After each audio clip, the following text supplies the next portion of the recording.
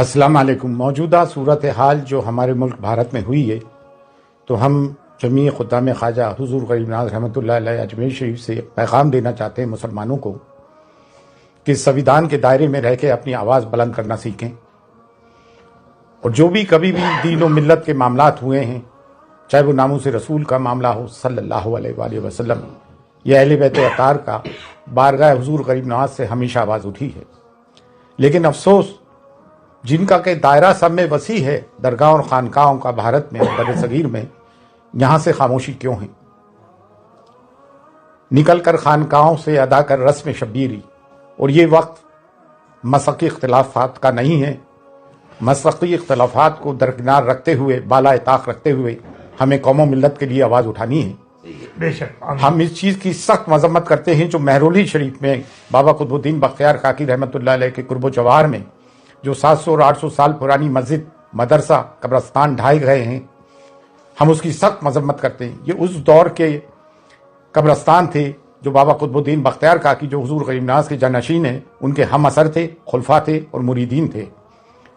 उत्तराखंड में जो कुछ जुल्म हुआ, 14 फरवरी की तारीख थी कोर्ट की, उससे पहले ही आके नगर निगम ने सब सत्यानाश किया। बाकायदा मशीन गन चलाई गई मुसलमानों पर और जुल्म और मज़ालिम उठाए जा रहे हैं। हमें वो यूसीसी बर्दाश्त ही नहीं है जो हमारी शरीयत में मदाखलत करता हो। बरेली में जो तौक़ीर रज़ा खान साहब ने आवाज़ उठाई, संविधान के दायरे में रहते हुए जेल भरो आंदोलन का आह्वान किया, जो गांधी जी ने ब्रिटिश पीरियड के वक्त किया था, वो भी एक संविधानिक तरीका है। हमने उसकी भी पुरजोर हिमायत की है। और मुफ्ती सलमान अजहरी साहब को जो बंदी बनाया गया, उन पर केस लगाया गया, ऐसी उन्होंने कौन सी बात कर दी थी? और ATLs को इसमें हायल कर दिया गया। जब भी कोई मुसलमान कोई अपने हुकूक की आवाज़ उठाता है, अपने पे हो रहे जुल्म की आवाज़ उठाता है, तो उसके तार पाकिस्तान से या किसी भी टेररिस्ट ऑर्गेनाइजेशन से जोड़ने की कोशिश की जाती है। पार्टीशन के हम जिम्मेदार नहीं, फिर हमारे पर ये मजालिम और जुल्म क्यों उठाए जा रहा है? हिंदुस्तान में डाइवर्सिटी है, तमाम फूलों का एक गुलदस्ता है, सिर्फ एक गेंदे का फूल ही क्यों?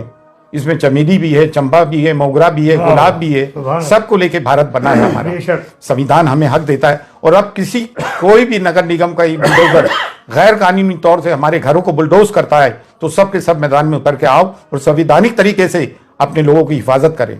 ये बुलडोजर की राजनीति इन्होंने इसराइल से सीखी है। फिर न्यायालय किस काम के? अदालतें, कोर्ट किस काम की? अगर तमाम काम नगर निगम और पुलिस कर लेगी तो फिर अदालत किस काम की?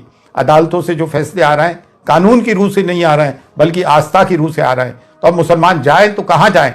अब दरगाह और खानकाह जिनका के सब में बड़ा गहवारा है, जिसकी कि भारत में सब में ज्यादा फॉलोइंग है, आप लोग आवाज क्यों नहीं उठाते हो भाई? बारगाह गरीब नवाज जो कलीदी दरगाह है, जब यहाँ से आवाज उठा रही है, तो आप लोग भी आए और खुलकर अपनी आवाज उठाएं। ये ना सोचे कि मैं खामोश रहूंगा तो बच जाऊंगा। नहीं, ये हम पे यलगार कर दिया गया है और संविधान हमें हुकूक देता है कि हम अपनी बात को संविधान के दायरे में रहते हुए डेमोक्रेटिक तरीके से आवाज़ उठाएं। आज हुजूर गरीब नवाज़ की दरगाह तक भी बात पहुंच गई है। हुजूर गरीब नवाज़ की शान में गुस्ताखियाँ हो रही हैं, हमारे नबी करीम सल्लल्लाहु अलैहि वसल्लम की शान में गुस्ताखियाँ हो रही हैं।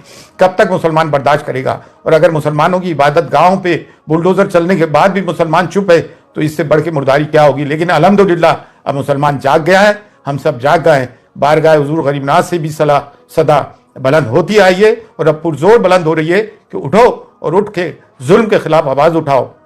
अगर अपने आप को हुसैनी कहते हो और जुल्म के खिलाफ आवाज़ बुलंद नहीं करते हो, तो तुम कैसे हुसैनी हो? मसक़ी इख्तिलाफ़ात अपनी जगह हैं, लेकिन मिल्लत की बुनियाद पर मसक़ी इख्तिलाफ़ात को बाला ताक़ रखो और जो लोग बोल रहे हैं उनकी हिमायत करो।